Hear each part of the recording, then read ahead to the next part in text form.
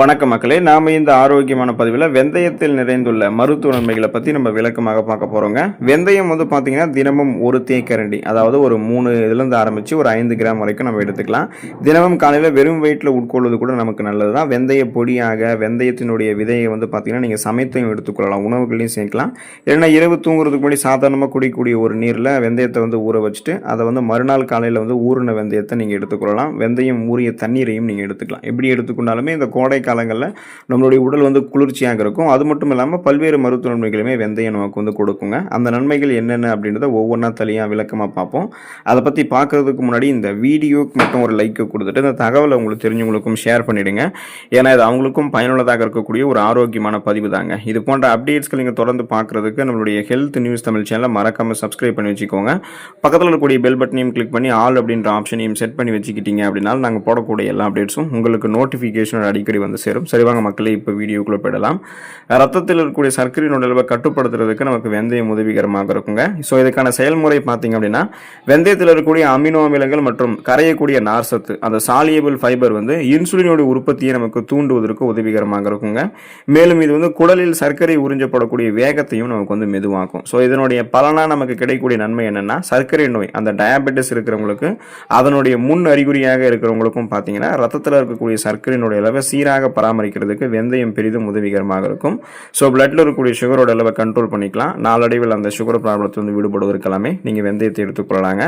செரிமான கோளாறுகளை சரி செய்யக்கூடியதுங்க வெந்தயம். ஸோ அதுக்கான செயல்முறை பார்த்தீங்கன்னா, வெந்தயத்தில் இருக்கக்கூடிய அதிகப்படியான நார் சத்து மற்றும் மியூசிலேஜ் அப்படின்னு சொல்லக்கூடிய அந்த பசை பொருள் செரிமான பாதையை சீரமைக்கிறதுக்கு நமக்கு உதவிகரமாக இருக்கு. இதன் மூலமாக கிடைக்கக்கூடிய பலன் என்னன்னா, அஜீரணம், மலச்சிக்கல், நெஞ்செரிச்சல் மற்றும் இரைப்பை புண், அதாவது கேஸ்ட்ரிக் அல்சர் போன்ற பிரச்சனைகளை குணப்படுத்துறதுக்கும் குடல் ஆரோக்கியத்தை பாதுகாக்கிறதுக்கும் வெந்தயம் உதவிகரமாக இருக்கும். நம்ம சாப்பிடக்கூடிய உணவுகள் செரிக்கப்படும். செரிமானமான உணவுகளிலிருந்து ஊட்டச்சத்துக்கள் உறிஞ்சப்படும். ஊட்டச்சத்துக்கள் உறிஞ்சப்பட்டது போக மீதம் இருக்கக்கூடிய கழிவுகள் குடல்களிலிருந்து வெளியேற்றப்பட்டுவிடும். நமக்கு எந்த விதமான செரிமானம் தொடர்பான தொந்தரவுகளும் இருக்கவே இருக்காது. ஸோ ஒட்டுமொத்த செரிமான மண்டலமே வலுவாக இருக்கணும் அப்படின்னா நம்மளுடைய உணவுகளில் நார் சத்து இருக்கக்கூடிய உணவுகளை தான் நம்ம எடுத்துக்கணும். இப்போ வெந்தயம் நீங்கள் எடுத்துக்கிட்டீங்கனாலே அதுவே வளமான நார் சத்து கொண்டு இருக்கிறதால செரிமான கோளாறுகளை வெந்தயம் நமக்கு சரி பண்ணிடுங்க. நம்முடைய உடல் எடையை எந்த விதமான பக்க விளைவுகளும் இல்லாமல் ஆரோக்கியமான முறையில் நீங்கள் குறைக்கிறதுக்கெல்லாமே தொடர்ந்து ஏதாவது உணவுகள் தேடிக்கிட்டீங்கன்னா நீங்கள் வெந்தயத்தை எடுத்துக்கொள்ளலாங்க. ஸோ இதுக்கான செயல்முறை பார்த்தீங்கன்னா, வெந்தயத்தை நீங்கள் ஊற வைத்து வெறும் வயிற்றில் சாப்பிடும்போது அதில் இருக்கக்கூடிய நார் சத்து உங்களுடைய வயிற்றை நீண்ட நேரம் நிரப்பி இருப்பது போன்ற உணர்வு தரும். சாட்டிஸ்ஃபைடு ஒரு ஃபீலிங் உங்களுக்கு கொடுக்கும். அதாவது உணவுகளையே சாப்பிட்டு முடிச்ச ஒரு சாட்டிஸ்ஃபேக்ஷன் ஃபீல் உங்களுக்கு கொடுக்கறதால இது பசியை கட்டுப்படுத்தி வெயிட் லாஸ் பண்ணும். ஏன்னா நம்ம வெயிட் லாஸ் பண்ணணும் அப்படின்னாலே அதிக கலோரிகள் நிறைந்துள்ள உணவுகளை எல்லாம் நாம் எடுத்துக்கொள்ளக்கூடாது. நாம் எடுத்துக்கொள்ளக்கூடிய உணவுகள் குறைந்த கலோரிகள் இருக்கக்கூடிய உணவுகளாக இருக்கணும். அந்த உணவுகள் நம்முடைய பசியை கட்டுப்படுத்தி வெயிட் லாஸ் பண்ணக்கூடியதாக இருக்கணும். ஸோ அதனால தான் பார்த்தீங்கன்னா, நீங்கள் வெந்தயத்தை எடுத்துக்கொண்டீங்கன்னா மற்ற உணவுகள் எல்லாம் சாப்பிட மாட்டீங்க. வெந்தயத்தில் இருக்கக்கூடிய ஊட்டச்சத்துக்கள் ஏற்கனவே உங்களுடைய உடலில் தேங்கி இருக்கக்கூடிய அதிகப்படியான கொழுப்புகளை கரைத்து உங்களுக்கு வேண்டிய ஆற்றலாக மாற்றி கொடுத்துரும். ஸோ கொலஸ்ட்ரால்ஸை நீங்கள் எனர்ஜியாக கன்வெர்ட் பண்ணி எரித்து கொள்ளலாம். அதனால் தேவையில்லாத அந்த இடுப்பு படிவுகள் இருக்கக்கூடிய கொழுப்பு படிவுகள், முகங்களில் காணப்படக்கூடிய கொழுப்பு படிவுகள், தொப்பை போன்ற அமைப்பெல்லாம் எதுவும் இல்லாமல் கொழுப்புகள் மொத்தமாக உங்களுக்கு கரைக்கப்பட்டு தசை ஆரோக்கியமாக உங்களுக்கு இருக்கும். உடல் எடை கட்டுக்கோப்பாக உங்களுக்கு இருக்கும். அந்த உடல் பருமனை எல்லாத்தையுமே நீங்கள் கண்ட்ரோல் பண்ணிக்கலாம். கெட்ட கொழுப்பினுடைய அளவை குறைத்து இதயத்தை பாதுகாத்துக் கொள்வதற்கு வெந்தயத்தை நம்ம எடுத்துக்கொள்ளலாங்க. ஸோ அதுக்கான செயல்முறை பார்த்தீங்கன்னா, வெந்தயத்தில் இருக்கக்கூடிய ஆன்டி ஆக்சிடென்ட்கள் மற்றும் நார் சத்துக்கள் நம்மளுடைய உடலில் இருக்கக்கூடிய கெட்ட கொழுப்பு, அந்த எல்டிஎல் அப்படின்னு சொல்லக்கூடிய அந்த கொலஸ்ட்ராலினுடைய அளவையும் மற்றும் ட்ரைக்ளிசரைடினுடைய அளவையுமே குறைக்கிறதுக்கு உதவிகரமாக இருக்கு. அதே சமயம் இதயம் ஆரோக்கியமாக இருக்கிறதுக்கு வேண்டிய ஹெச்டிஎல் அப்படின்னு சொல்லக்கூடிய நல்ல கொழுப்பினுடைய அளவை மேம்படுத்துது. ஸோ இதனுடைய பலன் என்ன அப்படின்னா, நம்மளுடைய ரத்த நாளங்களில் படிந்திருக்கக்கூடிய அந்த எல்டிஎல் அப்படின்ற அந்த கெட்ட கொழுப்பு நம்ம நீக்கிக் கொள்ளலாம். ரத்த நாளங்களில் எல்டிஎல் அப்படின்ற அந்த கெட்ட கொழுப்பு படியாமலும் முன்னாடியே நம்ம பராமரிக்கலாம். இதனால ரத்த ஓட்டம் எப்போதுமே உங்களுக்கு சீராக இதயத்துக்கு கிடைத்து கொண்டே இருக்கும். அப்போ இதய துடிப்பு, இதயத்தினுடைய செயல்பாடும் சீரான அளவில் இருந்து கொண்டே இருக்கும். அதனால மாரடைப்பு, பக்கவாதம், இதயம் தொடர்பான பிரச்சனைகள், அந்த நோய்கள், அந்த அபாயங்கள் எதுவுமே உங்களுக்கு இருக்காது. அந்த அபாயத்தை எல்லாத்தையுமே நீங்கள் குறைத்துக் கொள்ளலாம். மீண்டும் வராமல் தடுத்து கொண்டு இதயத்தை நீங்கள் பராமரித்துக் கொள்ளலாங்க.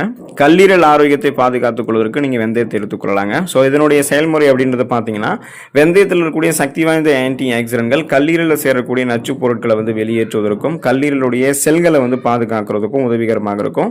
ஸோ இப்போ உங்களுக்கு கல்லீரல் எதன் காரணமாக நீங்கள் பாதிப்படையுது அப்படின்றத நீங்கள் தெரிஞ்சுக்கணும். இப்போ குறிப்பாக பார்த்தீங்கன்னா, நீங்கள் ஆல்கஹால் அதிகமாக அருந்தும் போது, போதுமான அளவுக்கு தண்ணீர் குடிக்காமல் இருக்கும்போது, நீர் சத்து, நார் சத்து நிறைந்திருக்கக்கூடிய உணவுகளை எல்லாம் எடுத்துக்கொள்ளாமல் மாவுச்சத்து அதிகமாக இருக்கக்கூடிய உணவுகளை எடுத்துக்கிறது, அப்புறம் அசைவ உணவுகள், அந்த நான்வெஜ் ஃபுட்ஸ் எல்லாம் கணக்கே பார்க்காம அளவுக்கு அதிகமாக தினமும் எடுத்துக்கிறது, இதனால கல்லீரலில் அதிகப்படியான நச்சு கழிவுகள் சேர ஆரம்பிக்கும். கல்லீரலில் கொழுப்பு படிவு வந்து உங்களுக்கு வந்து உண்டாகும்.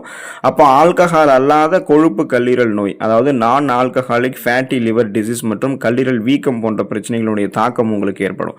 ஸோ இதுலேருந்து நீங்கள் வந்து குறைக்கணும் அப்படின்னா நீங்கள் வெந்தயத்தை எடுத்துக்கொள்ளணும். வெந்தயம் என்ன பண்ணும் அப்படின்னா உங்களுடைய நச்சு கழிவுகளை வெளியேற்றிவிடும். கல்லீரலில் படிந்திருக்கக்கூடிய கொழுப்புகளையும் அகற்றி கல்லீரலுடைய செல்களை மீண்டும் மீண்டும் புதுப்பிக்க வைத்து அதை ஆரோக்கியமான ஒரு உறுப்பாக மாற்றிவிடும். ஸோ நம்மளுடைய உடல் உறுப்புகளிலேயே அதிசயமான ஒரு உறுப்பு கல்லீரல் தான். ஏன்னா கல்லீரல் தன்னுடைய பிரச்சனைகளை தானே அதை வந்து சரி பண்ணிவிடும், செல்களை மீண்டும் மீண்டும் புதுப்பித்துக் கொள்ளும். ஸோ அப்படிப்பட்ட ஒரு உறுப்பை நம்ம ஓரளவுக்கு பராமரிக்கணும் அப்படின்னா அந்த ஆல்கஹால்லாம் குடிக்காமல் இதெல்லாம் நம்ம வந்து ப்ராப்பராக வைத்துக்கொள்ளணும். ஆல்கஹால்லாம் குடித்தோம், நிறைய கண்ட உணவுகள்லாம் சாப்பிட்டோம்னா கல்லீரல் அதனுடைய இயல்பு நிலையை தாண்டி பாதிக்கப்படும். ஸோ அதனால் நீங்கள் அந்த மாதிரி இருக்கக்கூடாதுன்னா வெந்தயத்தை உங்களுடைய உணவுகள் எடுத்துக்கொள்ளுங்க. கல்லீரல் ஆரோக்கியமாக இருக்கும். சிறுநீரக கற்களை வந்து தடுத்து சிறுநீரக செயல்பாட்டை மேம்படுத்துறதுக்கு நீங்கள் வெந்தயத்தை வந்து எடுத்துக்கொள்ளலாங்க. ஸோ இதுக்கான செயல்முறை அப்படின்றது பார்த்தீங்கன்னா வெந்தயத்தில் இருக்கக்கூடிய ஃபேலிஃபெனாலிக் கலவைகள் சிறுநீரகத்தினுடைய செயல்திறனை மேம்படுத்தி உடலில் இருக்கக்கூடிய நச்சுக்கள் நச்சுக்கள் வந்து தேங்குவதை உங்களுக்கு முன்னாடியே தடுக்கும். ஸோ அது நச்சுக்கள்லாம் முன்னாடியே தேங்குவதை நம்ம தடுத்துட்டோம் அப்படின்னாலே கழிவுகள் வந்து முறையான அளவில் பெரும்பாலும் சிறுநீர் வழியாகவே நமக்கு வந்து வெளியேற்றப்பட்டுவிடும். இதனுடைய பலன் என்னன்னு பார்த்தீங்கன்னா அந்த சிறுநீரக பாதையில் ஏற்படக்கூடிய தொற்றுகள், யூரினரி ட்ராக் இன்ஃபெக்ஷன்ஸ் உங்களுக்கு எதுவுமே ஏற்படாது. அதையெல்லாம் நீங்கள் தடுத்துக்கொண்டு கிட்னி ஸ்டோன்ஸ் எல்லாம் ஃபார்ம் ஆகிறத முன்னாடியே தடுத்துக்கலாம். சிறுநீரக கற்கள் உருவாவதற்கான வாய்ப்புகளை எல்லாம் குறைத்துக் கொள்ளலாம். சிறுநீரக கற்களை நீங்கள் கரைத்து வெளியேற்றிக் கொள்ளலாம். ஸோ சிறுநீரகத்தினுடைய அந்த செயல்பாட்டை நீங்கள் மேம்படுத்தி கொண்டு கழிவு நீக்க மண்டல வேலையை மிகச்சிறப்பாக செய்கிறதுக்கு எல்லாமே வெந்தயத்தை உங்களுடைய உணவுகளை நீங்கள் எடுத்துக்கொள்ளலாங்க. நோய் எதிர்ப்பு சக்தி திறனை மேம்படுத்திக் கொள்வதற்கு வெந்தயத்தை நீங்கள் எடுத்துக்கொள்ளலாங்க. ஸோ இதுக்கான செயல்முறை அப்படின்னு பார்த்தீங்கன்னா விட்டமின் சி மற்றும் விட்டமின் ஏ இந்த மாதிரி நிறைய ஊட்டச்சத்துக்கள் இருக்குது. அப்புறம் பல்வேறு தாது உப்புக்கள் வந்து நிறைந்திருக்கக்கூடிய இந்த வெந்தயம் உடலினுடைய ஒட்டுமொத்த நோய் எதிர்ப்பு சக்தியை அதிகப்படுத்தி ஒட்டுமொத்த நோய் எதிர்ப்பு மண்டலத்தையுமே வலுப்படுத்துது. அதாவது இம்யூன் சிஸ்டத்தை வந்து இன்க்ரீஸ் பண்ணுது. அதாவது இம்யூன் பவரை இன்க்ரீஸ் பண்ணி ஒட்டுமொத்த இம்யூன் சிஸ்டத்தையுமே ஸ்ட்ராங் பண்ணுது. இதன் மூலமாக நமக்கு இருக்கக்கூடிய சாதாரணமான நோய்களான சளி, காய்ச்சல், இருமல், தலைவலி இந்த மாதிரி நோய்களை எல்லாம் நம்ம குணப்படுத்திக் கொள்ளலாம். சீசனெல்லாம் புதுசாக அட்டாக் ஆகக்கூடிய பாக்டீரியா, வைரஸ் போன்ற பருவகால தொற்று வியாதிகளுமே நாம் வந்து வராமல் தடுத்துக் கொள்ளலாங்க. ஸோ ஒரு குறிப்பிட்ட ஒரு நோய் கிருமி நம்மை தாக்கி ஒரு புதுவிதமான நோயை எப்போதுமே நமக்கு வந்து ஏற்படுத்த விடாது இந்த வெந்தயம். அப்போது நம்ம நோய் தாக்கம் இல்லாமல் நலமோடு வாழணும்னா வெந்தயத்தை எடுத்துக்கொள்ளலாங்க. நம்மளுடைய முடி வளர்ச்சி ஆரோக்கியமாக இருக்கிறதுக்கு, தோல் ஆரோக்கியத்திற்கெல்லாம் ரொம்ப ரொம்ப வெந்தயம் வந்து ரொம்ப நல்லதுங்க. ஸோ இதுக்கான செயல்முறை அப்படின்னு பார்த்தீங்கன்னா வெந்தயத்தில் புரோட்டீன் மற்றும் நிக்கோட்டினிக் அமிலம் வந்து இருக்குது. ஸோ அந்த நிக்கோட்டினிக் ஆசிட்ஸ் எல்லாம் நிறைந்திருக்கிறதால இது முடி வேர்களுக்கு தேவையான ஊட்டச்சத்தை நமக்கு வந்து வழங்கும். இதனால் முடி உதிர்வை தடுத்து முடியினுடைய வளர்ச்சியை தூண்டிக் கொள்ளலாம். நமக்கு வந்து இந்த முடி கொட்டுறது, இளநரை, பித்தநரை ஏற்படுறது, பேன், பொடுகு தொல்லை இருக்கிறது, இதெல்லாம் எதுவுமே இல்லாமல் அடர்த்தியாக வளரக்கூடிய கருகருவென்று வளரக்கூடிய கூந்தல் அமைப்பு நமக்கு கிடைக்கும். அதே போல் வெந்தயத்தை எடுத்துக்கொள்வதன் மூலமாக அந்த உயிர் சத்துக்கள்லாம் கிடைக்க ஆரம்பிக்கும் போது கோலோஜன் உற்பத்தி சருமத்தில் மேம்படுத்தப்படுவதால் சருமத்தில் சுருக்கங்கள் அப்படின்றது இருக்காது. சருமத்தில் இருக்கக்கூடிய இறந்த செல்கள் எல்லாமே நமக்கு அகற்றப்பட்டு ஒரு மின்னக்கூடிய பளபளப்பான மிருதுவான சருமம் கிடைக்கும். சாஃப்ட் அண்ட் ஷைனிங் ஃபேஸ் வந்து நமக்கு கிடைக்கும். முகப்பொருட்கள், கண் கருவளையங்கள், கரும்புள்ளிகள் இந்த மாதிரி எந்த விதமான சருமம் தொடர்பான பிரச்சனைகளுமே இல்லாமல் சரும பொலிவை மேம்படுத்திக் கொள்வதற்குமே வெந்தயம் துணை புரியும். அப்போ உடல் நலத்தை தாண்டி சரும நலத்திற்கும் நம்மளுடைய தலைமுடியினுடைய ஆரோக்கியத்திற்குமே அந்த அழகு சாதன விஷயத்திலுமே வெந்தயம் வந்து குறிப்பிடத்தக்க பங்கு வகிக்கக்கூடியதாக தான் இருக்குது. ஸோ தொடர்ந்து வெந்தயத்தை எடுத்துக்கொண்டு ஊட்டச்சத்துக்களை பெற்று நலமோடு வாழுங்க. அடுத்த ஆரோக்கியமான பதிவில் மறக்காமல் சந்திப்போம். நன்றி மக்களே.